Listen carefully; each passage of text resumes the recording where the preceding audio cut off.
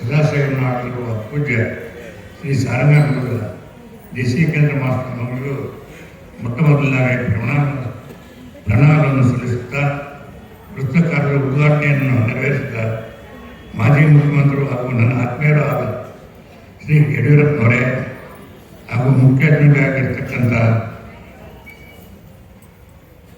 ನರಸಿಂಹಮೂರ್ತಿಯವರೇ, ಹಂಪ ನಾಗರಾಜರವರೇ ಹಾಗೂ ಈ ಸಮಾರಂಭದಲ್ಲಿ ಪಾಲ್ಗೊಳ್ತಕ್ಕಂಥ ವೇದಿಕೆಗೊಳ್ತಕ್ಕಂಥ ಎಲ್ಲ ಸಾಹಿತಿಗಳೇ, ಇಲ್ಲಿ ಬಂದಿರತಕ್ಕಂಥ ಎಲ್ಲ ಗಣ್ಯರೇ, ಇಂದು ಜಚನಿಯವರ 115ನೇ ಕಾರ್ಯಕ್ರಮವನ್ನು ಆಚರಿಸ್ತಿರೋದು ತುಂಬ ಸಂತೋಷ ತಂದಿದೆ. ಈ ಸಂದರ್ಭದಲ್ಲಿ ಜಚನಿಯವರ ಜೀವನ ಹಾಗೂ ಅವರ ಸಾಧನೆಗಳನ್ನು ಸ್ಮರಿಸುವುದು ನಮ್ಮೆಲ್ಲರ ಕರ್ತವ್ಯವಾಗಿದೆ. ಜಚನಿಯವರ ಮೊದಲ ಹೆಸರು ರಾಚಯ್ಯ. ಇವರು ಬೆಳಗಾವಿ ಜಿಲ್ಲೆಯ ಬೈಲಹೊಂಗಲ ತಾಲೂಕು ಅಂಬರಗಟ್ಟಿ ಅಲ್ಲಿ ಜನಿಸಿ ಕುಗ್ರಾಮ ಸಣ್ಣ ಗ್ರಾಮದಲ್ಲಿ ಜನಿಸಿ ನಮ್ಮ ಸಮುದಾಯವನ್ನು ಮುಂದುವರಿಸತಕ್ಕಂಥ ಗುಂಡಯ್ಯ ಮತ್ತು ತಾಯವ್ವ ದಂಪತಿಗಳ 5ನೇ ಮಗನಾಗಿ ಜನಿಸಿದವರು. ಓದಲು ಆಸಕ್ತಿ ತೋರದೆ ಸಾಮಾನ್ಯ ಹುಡುಗನಮ್ಮ ದೈವ ಹಾಗೂ ಗುರುಕೃಪೆಯಿಂದ ಸಾಹಿತ್ಯ ಸೂರ್ಯನಾಗಿ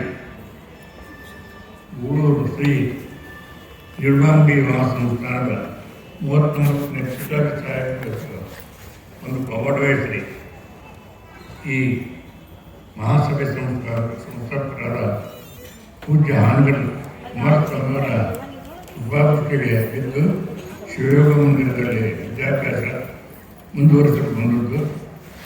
ಜಚನಿಯವರ ದೊಡ್ಡ ತಿರುವು ಓದಿನಲ್ಲಿ, ಅದರಲ್ಲೂ ಕನ್ನಡದಲ್ಲಿ ಹೆಚ್ಚಿನ ಆಸಕ್ತಿಯನ್ನು ಬೆಳೆಸಿಕೊಂಡು ತನ್ನ ಪ್ರತಿಭೆಯನ್ನು ಗುರುಗಳು ಮುಂದೆ ಪ್ರದರ್ಶಿಸಿ ಚಂದ್ರಶೇಖರ ದೇವರೆಂಬ ನಾಮಾಂಕಿತದೊಂದಿಗೆ ಪರಿಣಾಮಗೊಳ್ಳುತ್ತಾರೆ.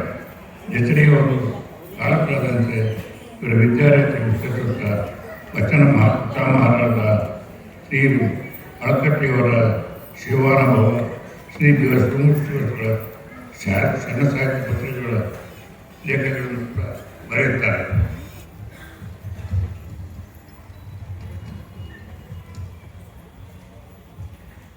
ಶ್ರೀ ನಿರ್ಮುಡಿ ನಿರ್ಮಾಮಿಡಿ ಜಗದ್ಗುರುಮಠದ 39ನೇ ಪೀಠಾಧಿಪತಿಯನ್ನಾಗಿ ಆಗಿನ ಮೈಸೂರು ಸರ್ಕಾರ ಮುಜರಾಯಿ ಇಲಾಖೆಯ ಎಚ್ಚರಿಕೆಯವರನ್ನು ಆಯ್ಕೆ ಮಾಡಿದಾಗ ಶ್ರೀಮಠದ ಪಕ್ಕದ್ದು ಖಾಲಿಯಾಗಿರುತ್ತದೆ. ಶ್ರೀಮಠದ ಜಮೀನುಗಳು ಬೇರೆಯವರ ಆಕರ್ಷಿಸಿಕೊಂಡಿರುತ್ತಾರೆ. ಅಂತಹ ಸಂದರ್ಭದಲ್ಲಿ ಶಾಖಾ ಮಠಗಳ ಸ್ವತಂತ್ರ ಮಠಗಳನ್ನು ತೋರಿಸಿರುತ್ತವೆ. ಇಂಥ ಪರಿಸ್ಥಿತಿಯಲ್ಲಿ ಶ್ರೀಗಳವರು ಧೈರ್ಯಗಿಡದ ಪರಿಸ್ಥಿತಿಯನ್ನು ಎದುರಿಸುತ್ತಾ ಶ್ರೀಮಠದ ಜಮೀನನ್ನು ಶಾಖಾ ಮಠಗಳನ್ನು ತಮ್ಮ ವಶಕ್ಕೆ ತೆಗೆದುಕೊಳ್ಳುತ್ತಾರೆ.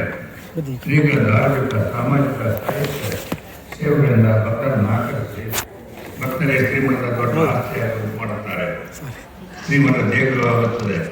ಶ್ರೀಮಠದ ಪೀಠಾಧಿಪತಿಯಾಗಿದ್ದ 58 ವರ್ಷಗಳ ದೀರ್ಘಕಾಲ ಸಾಹಿತ್ಯದ ಜೊತೆಗೆ ಶ್ರೀಗಳು ಅನುಸಂಧಾನ ನಡೆಸಿ ಸಾಹಿತ್ಯ ಸೂರ್ಯರಾಗಿ ಬೆಳೆಯುತ್ತಾರೆ. ಸಾಹಿತ್ಯ ಕ್ಷೇತ್ರಕ್ಕೆ ಶ್ರೀಗಳ ಸೇವೆ ಅವಸ್ಮರಣೀಯ. ಜಿಜ್ಞೆಯವರು ಹಲವಾರು ಪುಸ್ತಕಗಳನ್ನು ಪ್ರಾರಂಭಿಸುತ್ತಾರೆ. ಬೆಂಗಳೂರಿನಲ್ಲಿ ಮೊಟ್ಟ ಮೊದಲ ಬಾರಿಗೆ ಅಕ್ಕನ ಬಳಗವನ್ನು ಸ್ಥಾಪಿಸುತ್ತಾರೆ. ಮಹಿಳೆಯರಿಗೆ ಪೌರೋಹಿತ್ಯದ ತರಬೇತಿಯನ್ನು ನೀಡುತ್ತಾರೆ. ಅಕ್ಕ ಮಹಾದೇವಿ ನನ್ನ ಮೊದಲೇ ಗುರಿಯನ್ನು ಸಾರುತ್ತಾರೆ. ಸಾಮಾಜಿಕ, ಧಾರ್ಮಿಕ, ಸಾಹಿತ್ಯಿಕ, ಸಾಂಸ್ಕೃತಿಕ ಕ್ಷೇತ್ರಗಳಲ್ಲಿ ಸೇವೆ ಸಲ್ಲಿಸಿದವರಿಗೆ ಪ್ರಶಸ್ತಿ ಕೊಡುವ ವೃತ್ತಿಯನ್ನು ಪ್ರಾರಂಭಿಸುತ್ತಾರೆ. ಕರ್ನಾಟಕದ ಏಕೀಕರಣಕ್ಕೆ ಈ ಕರ್ನಾಟಕವನ್ನು ಸುತ್ತುತ್ತಾರೆ. ವಿದ್ವಾಂಸಕ್ಕೆ ಪ್ರೋತ್ಸಾಹ. ಜಿಲ್ಲಾ ಮಟ್ಟದಲ್ಲಿ ಪ್ರಥಮ ಕನ್ನಡ ಸಾಹಿತ್ಯ ಸಮ್ಮೇಳನ ಉತ್ತರಗಾರರಾಗಿ ಸಾಹಿತ್ಯ ಸಮ್ಮೇಳನ ಪ್ರಾರಂಭಿಸಿ ಕನ್ನಡಕ್ಕೆ 100 ಹೊಸಗಳನ್ನು ಕೊಟ್ಟಿದ್ದಾರೆ. ಹೀಗೆ ಜಚನಿಯವರ ಸಾಧನೆಗಳನ್ನು ಹೇಳುತ್ತಾ ಹೋದರೆ ಸಮಯ ಸಾಲದು. ಇಂದು ಜಚನಿಯವರ ನಮ್ಮ ನಡುವೆ ಇಲ್ಲ. ಆದರೆ ಅವರ ರಚಿಸಿದ ಸಾಹಿತ್ಯಗಳನ್ನು ನಾಡಿಗೆ, ಸಮಾಜಕ್ಕೆ ಅವರ ಕೊಡುಗೆಗಳು ಅಪಾರ ಸಾಧಿಸುತ್ತವೆ.